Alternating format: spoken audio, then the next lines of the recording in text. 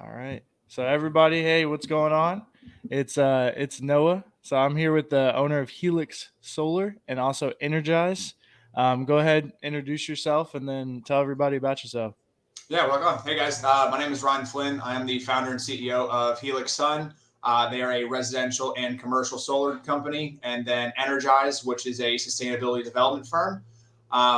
Basically where I come into play is that I'm trying to, build a better future for future generations to come into that lower carbon economy and have a lot of fun doing it.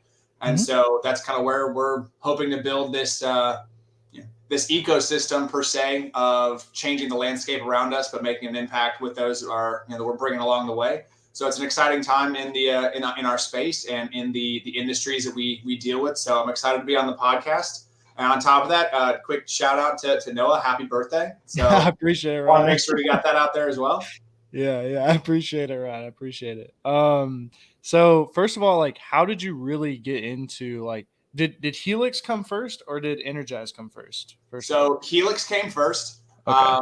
So I've been in the solar industry for about 7 years. Hmm. Kind of prior to that, where the solar thing kind of came into play. So um, my girlfriend at the time, who is now my wife and mother of my Hmm. kids, we were in Baton Rouge, Louisiana, and I was in the industrial development space. And for me, I was in dealing with airborne allergens and hospitals and chemical plants and stuff like that. And so for me, it was, hey, I was making a pretty decent living, but there was never that, fill up my cup per se kind of moment. And so as I was kind of talking with, my wife now, it's like, hey, I want to be in a position or in an industry that kind of doesn't have a ceiling, but can kind of test me. And so it was perfect timing. My parents had moved from Chicago down to Austin, and so I said, you know what, that's a really great place to look. And so just kind of looking online of what opportunities were out there, and solar kind of popped into play. And so in the back of Hmm. my mind, it was, well, if the sun's not there, it's no longer our problem. But if I can be in an industry of utilizing a something such as the sun, free power, and that sounds like something I kind of grow within. And I was a college athlete, and so finding a way to compete, always being in a competitive type of mentality, was something that was going to push me. And so I took a leap of faith, moved from Baton Rouge to Austin to start my solar journey, and immediately fell in love with it. I can also say I had a lot of immediate success, and so that also kind of adds to Yeah. what's going to drive you. And so from that point, I worked myself up from being a sales rep to being promoted to run the Houston office. So the family got to move to Houston, which is where we're from. That's where I'm at right now. And then really learn the inner workings of what the solar industry was. I can say at the time I was working for the fastest growing solar company in the nation. So there was a lot of really big, exciting things that were happening. I learned a lot of amazing things. I also learned a lot of ways about how to not do certain things per se. That's kind of propelled me to where I am. But it's always been that kind of competitive nature within me I wanted to kind of push the boundaries, push the envelope, and see really how far I can take it. And I can say I've been extremely fortunate and lucky enough to be surrounded by a lot of really great people in this space.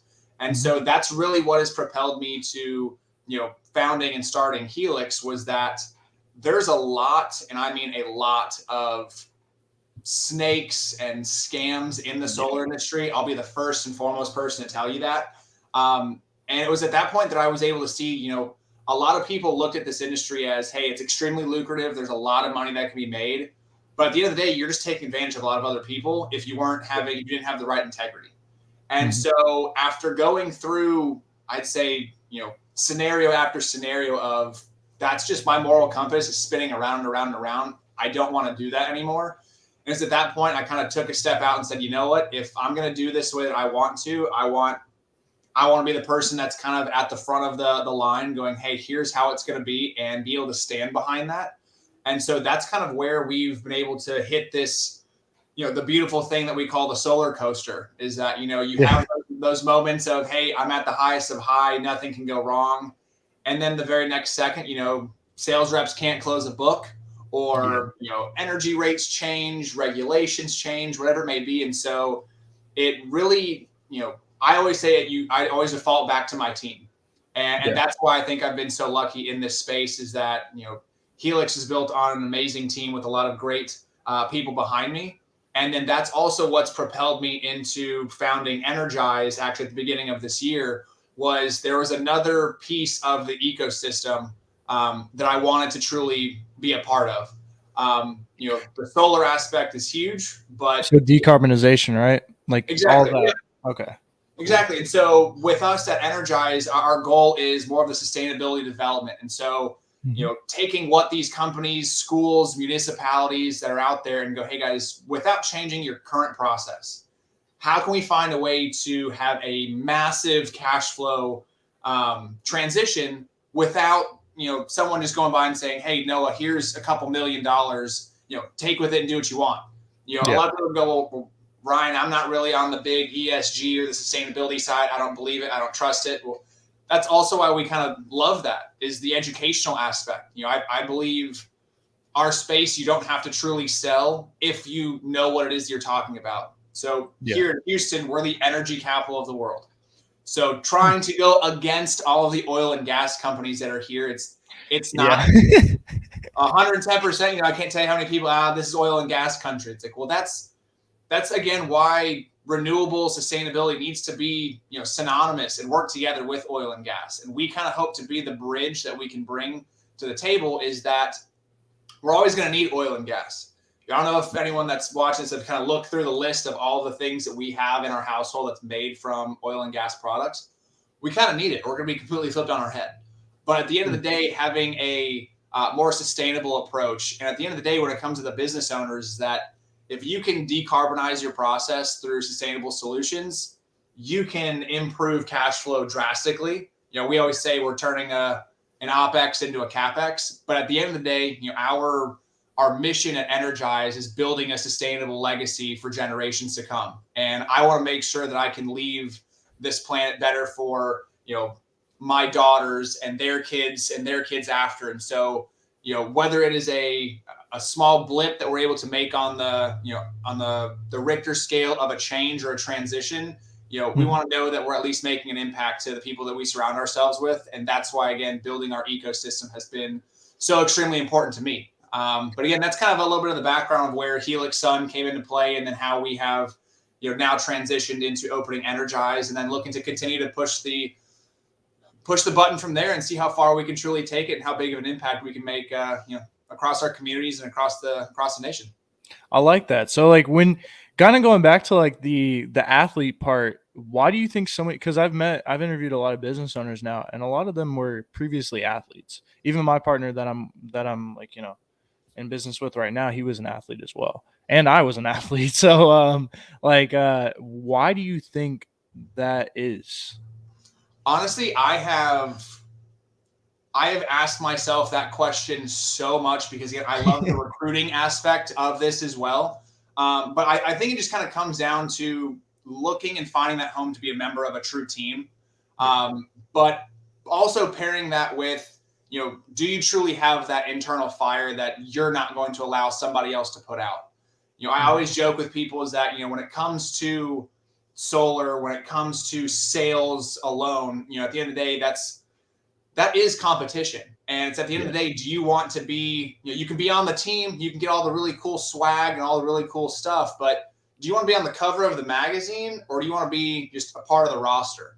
And that's kind of where, as we go through, the recruiting aspect and finding high octane individuals that, for me, like I'm surrounded with athletes. And it's not just because, hey, those are the only people we look for, but we kind of know what the motivation, what the drive is behind them. Funniest part is that one of my VPs for Energize was actually a former coach of mine. And so, Really? yeah. And so it's finding those like-minded people that look through the same lens as you, but they know how to push your buttons and you know how to push theirs. And so I think, athletes are great people to look at, in specifically in the sales mentality, because again, it's at the end of the day, you got to eat what you kill. And you can't just sit back going, hey, why not me? You got to go out there and, blood, sweat, and tears, put it on the line. And so that's kind of where I see the business owner transition from former athletes, is that's kind of already been ingrained in us, as we were growing up. And as you continue to scale, for me specifically, I was a baseball player. And to be a Division I baseball player, there's only 1% of high school athletes that kind of get to that point. Yeah. And so when you look across the playing field, it's that athletes just have that fire inside of them that they don't want to have somebody else put them out. And that's kind of where you have those, I always like to say, the high octane people, is that you're not going to give up. I'm either going to run through the brick wall, or if there is no door, I'm going to build one. It's that kind of mentality where, that's the kind of people we look for. Is that the landscape we're in right now? It's crazy. Has been, I'd say, since kind of COVID came out. But having the people that have more of that creative mentality, that have the drive and the hustle mentality versus the I'm just going to sit back and wait for something to fall in my lap kind of mentality, that is where I think the business ownership and the athletic background really come together. Is we've all been pushed at a young age to expect more from ourselves. And I think that's where, if it's not done your way, go try and do it yourself. And at the end of the day, you get that momentum rolling and nothing's going to stop you. Yeah, for sure. I mean, another thing is, you said the landscape has changed since solar. Do you guys do virtual over at Helix Sun? We do. Absolutely. Yeah. So we look to operate on the residential and commercial side. So residentially, we have been mainly focused on our backyard, which is the state of Texas. Now, granted, we can service, anywhere in the U.S. if necessary, but on the commercial side, absolutely. We want to cover everything from the lower 48. And there's actually a lot of opportunities we're looking at now, where we are looking overseas. And that's kind of where Energize is really come into play. Yeah. Wow. So there's one, like I said, I can't get too far in detail on it, but there's a foreign government that we're kind of working with on making that transition to a lower carbon economy. And that's the beauty of why I love this industry, is that you never know what conversation you're going to be on next. One day we're on the phone with a Fortune 500 company. The next, it's the largest private employer in the state. And then the next, it's, hey, here's an international government that's looking for this kind of solution. And so that's why I love this industry. You never know what's going to happen next. It's never going to be a boring day. And if it is, you're in the wrong space. And so landscape with us, that's kind of where the solar portion really comes into play, is that there are so many different hats that you have to wear in solar. I'd say to be successful, you obviously you have the energy part, you have to deal with math, you have to deal with science, technology, financials, regulations from governing bodies. And so, you kind of have to be a magician when you're kind of explaining everything, because you have to transition through all those different hats. And so that's kind of where for us is, as the landscape changes, we have to completely adapt. And so that is where, adapt and overcome when COVID came. You had a lot of companies out there. Luckily, solar was considered essential because we're a part of the energy sector. But you had a lot of companies fold during that time because they could not transition over to the virtual side. It was, hey, we just know how to do in-home sales, and we don't know how to adapt from here. And that was where you saw a huge opportunity and a huge, I'll call it a crisis, came into play with a lot of companies closing. But I'm again in the position where I'm a little bit more risk averse, and where I see a crisis, I see an opportunity. And so we adapted, overcame, and that's what allowed us to keep our head above water during those times. Whether that be with the prior companies that I've helped build or where we are now, is if you can't adapt and overcome, there's just not going to be room for you. So that piece right there of adapting and overcoming, do you think that's a trait that you learn? Like, here's a belief. So do you think character traits are just a bunch of micro skills that can be taught, or do you think if you have it, then you got it? I think a lot of things can be taught. I think it's kind of about who you surround yourself with. There's that saying, you are the sum of the 5 people you surround yourself with. And if you're the smartest person in the room, find another room.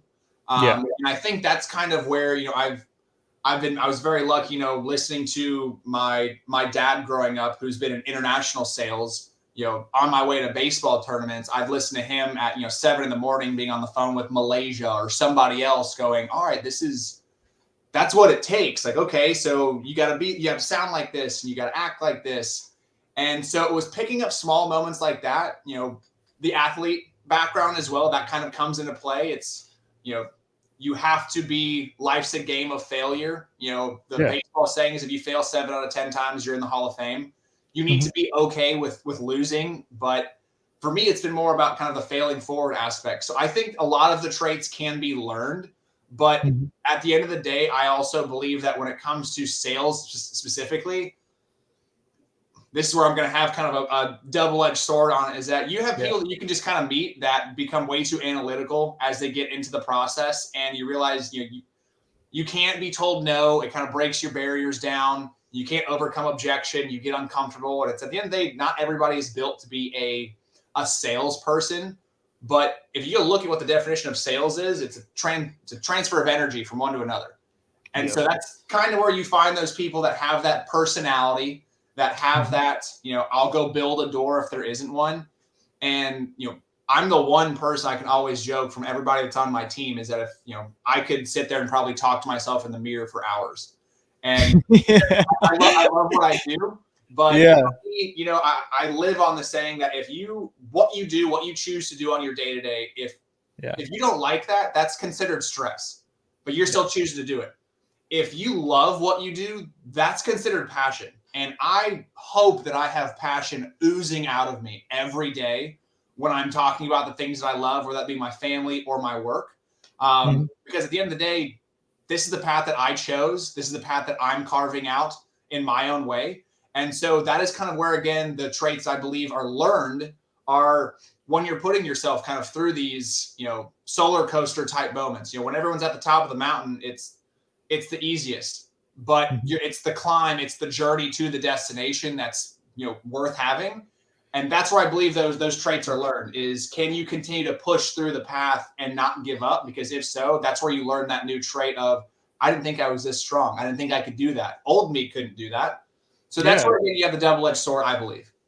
Yeah, because it's almost like I feel like there has to be a base, but everything from that base you can build on. So all those Absolutely. traits can be learned, but you still need to have that base because, like you said with your dad, taking those international sales calls, even people, a lot of people that I've interviewed, I think this is episode like 25, 26, is they have had somebody in their family. They've had somebody who's there, who's an entrepreneur or in sales, something like that, um, every single time. Because what is it? Parents like that teach their kids high leverage activities instead of low leverage activities. Absolutely. I So mean, whether it's finding a mentor that's going to push you, or like I said, surrounding yourself with those that I look for titans of industry that I want to yeah, surround myself with, because there's only one thing that's going to happen. You're going to be forced to level up.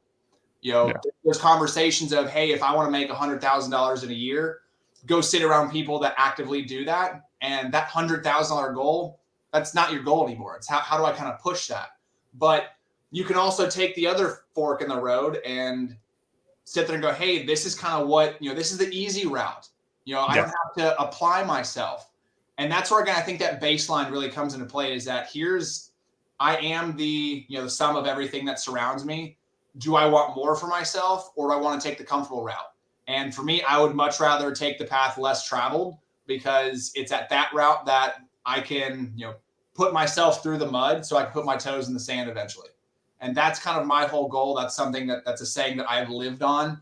Is I at the haven't end of the heard day, that before. That's a good one. okay, I need to get that trademark. But at the end of the day, it's nothing's going to be handed to you. Yeah, And so you have to work through the mud to put your toes in the sand. And that's the beauty of it, because you don't know success unless you know failure. And if you can Mhm. fail forward and not see it as a loss, but as a learning opportunity, your eyes are wide open. The lens that you look through is unlike anything else. And that's what's eventually going to push you to that next step, where you've carved your own path. You are that one person in the family that everybody's looking like, hey, Noah, you've got that thing that I want. How'd you do it? Surround yourself with me. Let's have more like-minded conversations, and you'll begin to adapt how they think. And that's really kind of how I've learned and how I've grown. Mhm. So just surrounding yourself with the right people. Then you gotta want it. You gotta want it a lot. At the end of the day, Um, you got to have the gas in the tank to want to get there. I mean, like I said, exactly. if you don't have that internal fire, that's where you're hoping, well, hey, it was difficult. I don't want to do that again. It's what I want: iron sharpening iron. If it was difficult, I need to do more of that. I need to try and absorb as much of that as I can, because It's that's almost what can make sure that, hey, that's not that hard anymore. And so yeah. that's a part of growth. Okay, so I can't remember who it was. There was an Olympic trainer, but he was saying uh, like hyper successful people aren't, they don't have something that they they're broken basically. They don't have an off switch. So like it's not even some of these things, like the most traits of like this top, like the very successful people are like crippling insecurity, massive ego, and the third one is impulse control. So the first two, modern society says those are bad. Like that Exactly. crippling insecurity and that big ego. Now the third one, impulse control, we can all agree that that's Of pretty course. good. But it's weird how it like the modern reality is just like, nah, those things aren't good. And it's Yeah, like, the well, perception is reality. I mean, at the end of the yeah. day, it's, you know, I think there's a fine line between, especially the ego part, is at the end of the day, if you are trying to be the best at what you want to be, Hmm. you need to know that you're good. Yeah. And at the end of the day, I've always been one of those people that I loved when the spotlight was on me. Yeah. I always loved the saying "all eyes on me" because I loved when it was like, hey, you know what? This is my moment. And Yeah. that's kind of where you have, we talked about those traits a couple minutes ago. That was one of those moments where, hey, that could either be a super winning moment where, hey, look at me, or dude, look at you. You just completely failed in front of everybody. And so those are kind of those things that help propel me. But, the insecurity part that you touch on, 110%. It's always you're comparing yourself with, all right, well, hey, this person is younger than me and maybe their company's farther along, or this one person has, this many impressions on their LinkedIn post about their business, or whatever the hell it may be. Everyone's always comparing. At the end of the day, that's just kind of that's the environment that we're in now. It's all social media driven. It's all liked, followed. At the end of the day, dictate your own path by, I know where I want to be. There is no timeline. The only person that is truly judging you is, hey, big man upstairs. God's going to tell you, hey, I'm Yeah. judging you on this. But other than that, we're grading ourselves on our own scale. And that's something I've learned over the past, I'd say, couple of weeks, is that we need to stop grading ourselves so hard. Stop allowing our environment to dictate how successful we can be. At the end of the day, find the right tools that you need, learn how to use them properly, and the sky's the limit at that point. Life's a game of failure. Accept that that's a part of it, but change your perception into, instead of losing and failing, fail forward. I found another way not to do this. I'm one step closer. It's the whole Thomas Edison thing. He learned 10,000 ways not to make a light bulb. It's Yeah. that mentality. You can't Yeah. sit back, oh my God, I failed that many times. No, dude, we kind of need you. And Yeah. so that is where, again, perception is reality. It's what, the sum of everyone around you. It's all speed too. Like there's people where they'll fail in those to get to those 10,000, but I bet he was like, all right, hour failed. Now next hour. He didn't dredge on that. Like he didn't sit there in that failure. He was like, done. You That got to didn't be work. Let's go to relentless, the next man. one. I Because mean, even people are like, oh, okay, I'm okay with failing. I'm okay with failing. And it's like, yeah, yeah, sure, you kept going, but how long did it take you? was How there a long did sense it of take you to the urgency next behind step? it? What's up? Was there a sense of urgency behind it? Yeah, And that's exactly. and that is the biggest thing that I think. For me, I always feel like I almost have too much of a sense of urgency. I consider myself a high octane person. Mhm. Like I said, I love what I do, but it's, for me, there's a purpose and a sense of urgency. I don't want to work until I'm 65 years old to enjoy 10, 15, 20 years of life. I don't want to I want to work, retire. I want to work as hard as I can now, Yeah. so that I can go again and now create new opportunities for other people. And Yeah. that's kind of the biggest thing, is that as long as I'm making an impact, whether that's Mhm. on myself, my family, my community, whatever it may be, as long as a positive impact is being made, that is what's going to continue to pour the gasoline in my tank and going to continue to push me forward. And that's where, again, surrounding yourself with the same like-minded people, it's that's where, again, they're going to be the ones that raise you up. You're not going to be the one that's going, hey, look at the ladder I've built. Look at the ladders that have been built around me. I now see myself on their level. There's no reason I can't get there, but Yeah. besides blood, sweat, and tear. Yeah. And so, again, build the team around you, and you're going to have that success. That's where it comes in with the sports part. But what was your most like, I don't know if it's from when you were a rep. I would feel like it would be from when you were a rep. But what was your most interesting customer interaction that you've had? Customer interaction. So that is one of the coolest things. I always joke when it comes to the recruiting side of solar is that, guys, you're never going to meet, the same homeowner. So I would say my most interesting and kind of be two per se. So the most interesting thing that I've done, I'd say on the sales side. So one, I've met with, hip hop artists and state representatives. And so it's, hey, I'm in these massive mansions. Wow, this is cool. Hey, I've listened to your music, but now I'm actually sitting in your house talking to you on like a business level. So that stuff was always really, really cool. One of my teammates or reps actually got to meet with the former general manager of the grandson of who was known as the general manager of GM. And so his solar system ended up becoming a Chevy bow tie. And so it's like, hey, the synonymous stuff like that. Hey, that's really, really cool. But I would say the craziest one that I have been a part of is being here in Texas. Hey, you're going out to some property and being met at the gate or at the door with a shotgun in hand going, hey, who are you? And it's at that moment that you either figure out I'm either going to build a door and get into this, or, oh my goodness, there's someone sitting there. I need to run away. And for me, it was, that could have been some me being naive and whatnot. But it was at that moment I kind of test myself. How good are you? Can you talk your way into this? Luckily, I'm still here. So everything turned out well. But it's in those moments where you're kind of met with, hey, I don't know who you are. I don't remember what this meeting is about. And you've got a firearm in front of you. And it's, all right, well, I kind of need to either paint this really pretty picture of why I'm here to meet with you so I can leave in one piece, or I'm going to say the wrong thing. And there's going to be a whole bunch of other issues that we have in play. And so I'd say it's kind of the best of both worlds. I've met some really amazing people, but I've also had, multiple firearms pointed at me, going up to these houses. And that's kind of where you figure out, are you cut out to do this? And that's kind of where for me was, I knew that if I was given the opportunity, if I was given the opportunity to have an elevator pitch, I knew how to create enough urgency to allow them to go, I just want to listen to this guy. And that's kind of the trait that pleasantly persistent. Exactly. I was consistently persistent.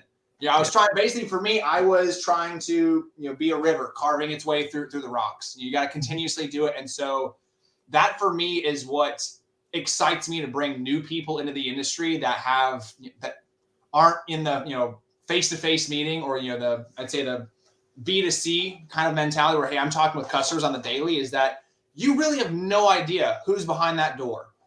And that's kind of where for us is that you meet some amazing people in mansions, hey guys, the solar aspect, it's great, saves you money. But it was the homes that were the exact opposite of that truly allowed me to do what I call my pillow test, where I lay my head down, look up at the ceiling and go, did I do everything 110% today? When you meet some of those families and with the solar transition, you actually do save them a ton of money and they break down at the table crying because of, hey, now I'm going to have more money for my family.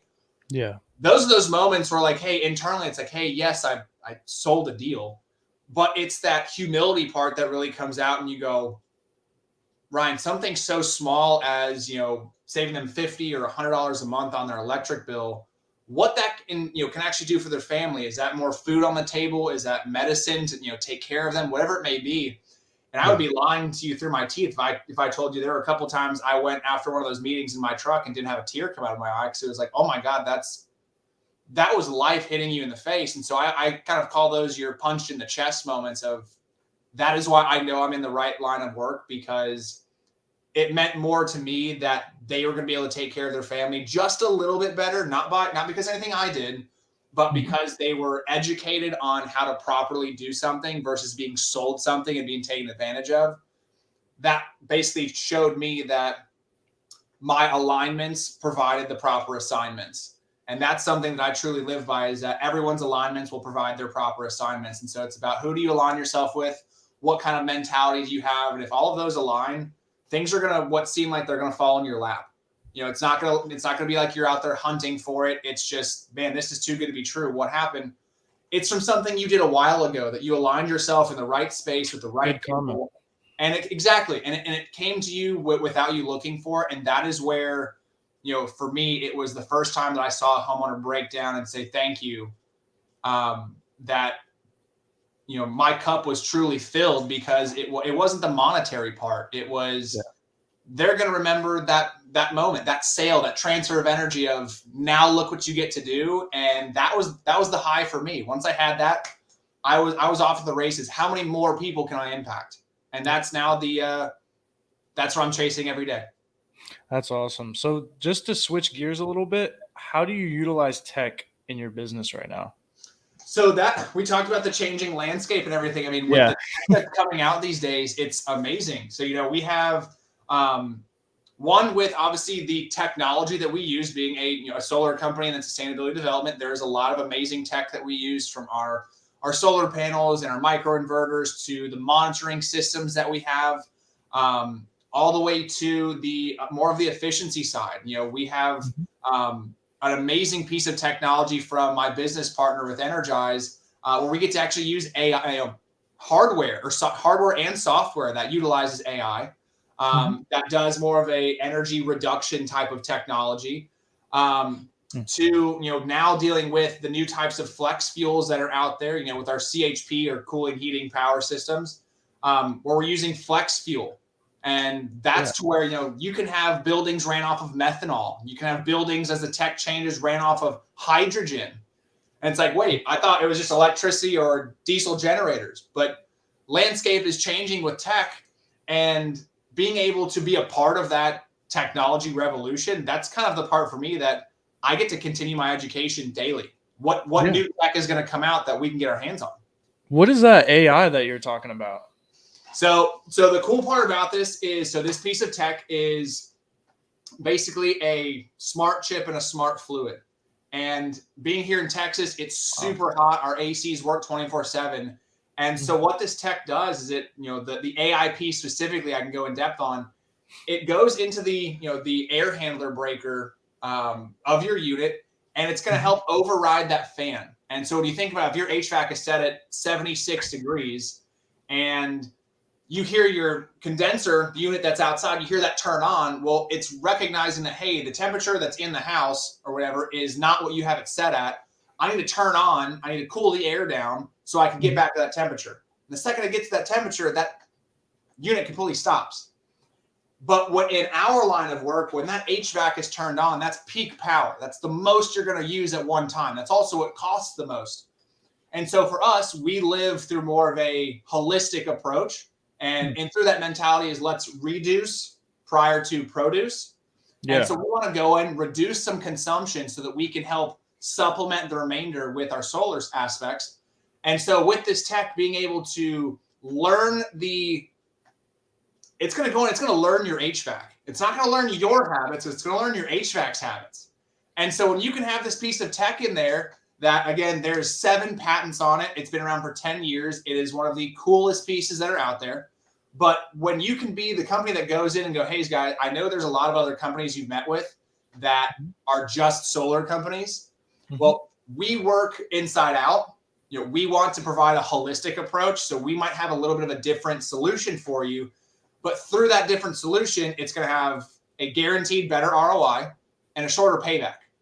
So you can have two different thoughts. Do you just want to cover all your production, or do you want to reduce the consumption you have and then supplement the remaining?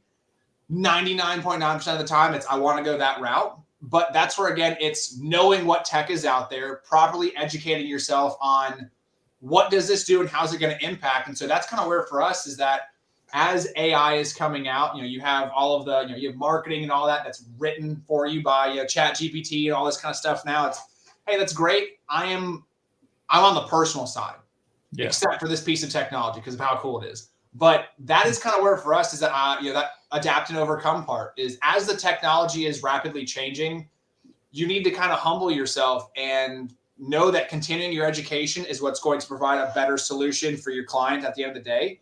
And if you can provide that, you're in a much better scenario than any of the other companies that are out there. And so we use tech, the new technology drastically. I feel like every month something is changing, whether that be from a CRM software to a mobile outreach to what's on social media, and then into just the, what are we building for our clients at the end of the day, and how can we present a different proposition than other developers? Well, it's because we have a holistic approach and look at the group of products that we have that you may have never heard of. And it's at that point where they go, you guys are on the cutting edge of what's out there, because at the end of the day, we can do everything like every other company and take the exact same timeline to make the exact same amount of money. Or we can go against the grain, make a little bit of extra noise, and provide something very differently through a different lens that people go, yeah, I have somebody else I want you to talk with. And now you're in a room with much bigger, smarter people than you going, I didn't think I'd be talking to you, where I am now. And that's again why being that kind of naive, that fail forward, that I want to be on the forefront of, hey, all eyes on me, all of that stuff kind of jammed together is be willing to take the risk, educate yourself, and surround yourself with that team. And you're going to be presented with not only amazing opportunities to help bring new tech to life, but, also be able to make the impact. Like I said, that's one of our big buzzwords we talked about. Make a bigger impact than other companies. At the end of the day, if I can make more of an impact than my competitors, I don't need to sell a single thing the rest of my time here. I just need to make sure that I can take care of my clients and they can see the true benefits from there. No refer. Exactly. Let's sit back and have fun and let them do the talking for us. Word of mouth. So we're getting close on time. I want to ask you one more question before we sign off. What would you suggest to a young entrepreneur or a young salesperson when they're first starting out? What would you suggest? I would say a lot of people immediately go to the mentor aspect, whereas for me, I call it having a mirror conversation, and truly sit there and talk to yourself in the mirror and figure out what I do the same thing. That's interesting. Sorry to cut you off, but that's like very like talking to yourself. Like for years, and I heard actually Albert Einstein used to do the same thing, is where he would go on walks and just straight up talk to himself. And it's kind of weird when you say it out loud, but that is something I've done for a long time. You're kind of the same way. No, I mean, I kid you not, if we could pull recordings from my Ring cameras in my backyard, there's days where I'm walking in my pool. Yeah. I look like I'm talking to nobody, but I'm getting things out that I need to, because I can keep everything in my head, but I'm not actively pursuing it. It's just, all right, yeah, check box, check, yeah. But when you say it and you bring that to life, now you're in a whole different ballgame. And so that is where talking to myself, talking to a mirror, recording myself, that was where at the end of the day, no one is going to judge you harder than you're going to judge yourself. Yep. At the end of the day, that's how it is. And at the end of the day, the only person that's actually going to beat you is the person in the mirror. It's not your landscape. It's not the environment. It's not whatever other excuse you can pull out. And so for me, it was, if I can get comfortable being uncomfortable and talk to myself and truly tell myself what it is I want to do, have a plan of attack, and then actually go do it. The third part is where everybody lacks. It's like the whole getting to the gym part. Getting your ass off the couch is difficult. When you're in the gym, it's full steam ahead, but you have to get yourself there first. And so for me, I would always say, ask yourself, is this really what you want to do? And if that's the case, commit to it. My mirror has so many notes written on it, whether it's a saying, whether it's a goal I'm trying to accomplish, because at the end of the day, when I'm looking in the mirror, the only person that's going to beat me is staring right back at me. And I'm reaffirming all the things that I'm wanting to do. And so that's for me. If you're a young entrepreneur and you're trying to get into whatever spaces that you want, know that it's a game of failure. Accept that before you even start. But at the end of the day, just don't give up on yourself, because that is where, at the end of the day, if you're questioning your abilities, it's going to make it a lot easier for the environment around you to start crushing you.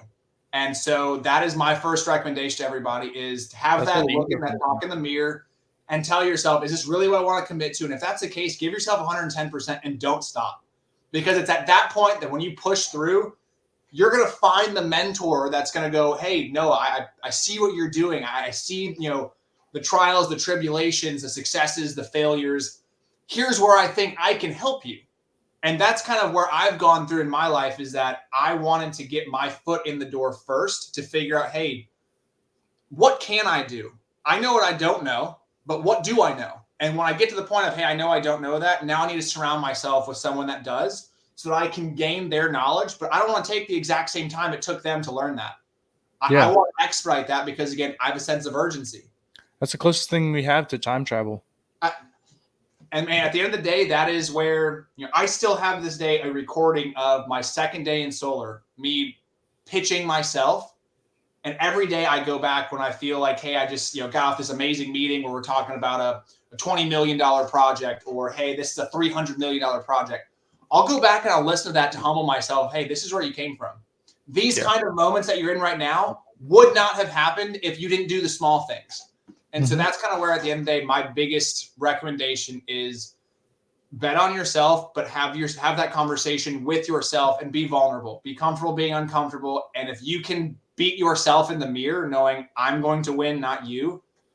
Entrepreneurship, it's a bunch of wins and losses thrown together. And at the end of the day, failure is what allows us to enjoy success, but you can't enjoy success if you don't have failure. So they come in synonymously. Enjoy the ride. It's not about the final destination. It's about the journey of where you're going and falling forward to get to that next step. That's what for me is going to continue to motivate me, and hopefully the people that I surround myself with. We look for that next step of failure because that means we're that much closer to success. Yeah. Well, other than that, that was owner owner of Helix, Ryan Flynn. That was awesome. We'll go ahead and end it on that. Everybody, I'll see you guys in the next episode. I'm going to have all of his information in the description below. All right. Appreciate it, guys.